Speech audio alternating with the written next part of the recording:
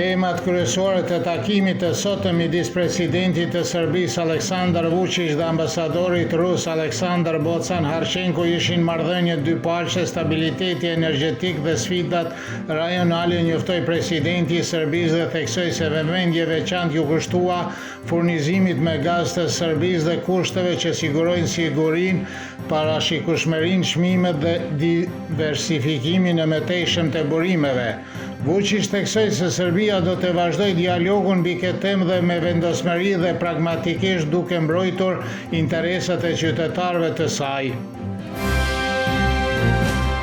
Kryetaria Kuvendit të Serbisë Ana Brnabić u takua në Bruksel me përfaqësuesen e lartë të Bashkimit Evropian për politikë të jashtme dhe siguri Kaja Kallas, siç njoftoi ajo në Instagram, ishte një bisedë e mirë rreth rrugës europiane të Serbisë. Ana Brnabić tha se Serbia vazhdon të punojë së bashku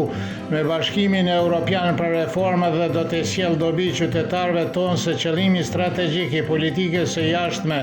të Serbisë mbetet antarësimi në Bashkinë Evropiane dhe se Serbia do të punojë për këtë më fuqishëm se deri më tani. Në një departament të veçantë të gjykatës themelore në Prishtinë vazhdoi gjykimi Zharku Zariqit dhe Momir Pantiqit, të akuzuar për krime lufte në territorin e komunës së Istokut në vitin 1999. Në fjalën e tij para gjykatës, Pantiq i hodhi poshtë akuzat e aktakuzës, duke thënë se ai ishte shkarkuar nga posti i komandantit të policisë në Istok në mars të vitit 1999 për shkak të, siç tha ai, qëndrimit të tij mbrojtës ndaj më shumë se 200 shqiptarëve nga disa fshatra përreth, të cilët u kthyen nga kufiri i Shqipërisë. Me 28 tetor, gjykimi i 2 serbëve nga Istoku u rikthye në fillim për shkak të një ndryshimi në përbërjen e dhomës së gjykimit. Zëdhënësi i dhomave të specializuara të Kosovës në Hag, Michael Doyle, tha se kryetaria e asaj gjykate, Ekaterina Trandafilova, ju përgjigj letrës së kryeministit në mandatin teknik të Albin Kurtit të dërguar në vitin 2022. Doyle deklaroi se në përgjigjen e saj Trandafilova theksoi se vendimet për paraburgim merren nga gjyqtarët në raste specifike dhe jo nga ajo si kryetare e dhomave. 2 ditë më parë Kurti publikoi një letër drejtuar Trandafilovës, duke thënë se beson që Hashim Thaçi dhe 3 ish udhëheqësit e tjerë të akuzuar të UÇK-s duhet të lirohen nga burgu. Redaktori i radio-televizionit të Serbisë Rade Mareović beson se Wesley Clark, si dëshmitari i fundit në mbrojtjen e Hashim Thaçit dhe të tjerëve, do të vazhdojë vetëm me tezën e mbrojtjes së ish udhëheqësve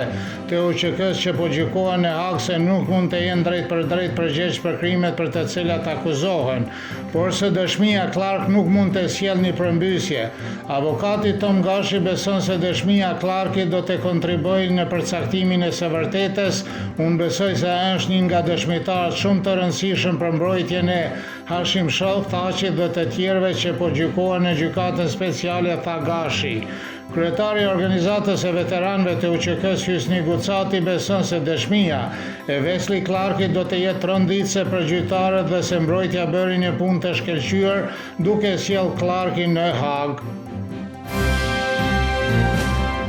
Albert Krasniqi nga Instituti Demokratik i Kosovës thotë se vendimi i qeverisë së Kosovës për të shpërndarë 100 euro për studentët 3 ditë para rundit të dytë të zgjedhjeve lokale është një abuzim i qartë i burimeve publike dhe shembulli më i keq i vendosjes për studentët. Analisti Avni Arifi beson se shpërndarja 100 euro për studentët 3 ditë para zgjedhjeve është menduri totale dhe pyet se cili është ndryshimi midis kësaj dhe ofrimit të 20 euro për qytetarët në këmbim të votave.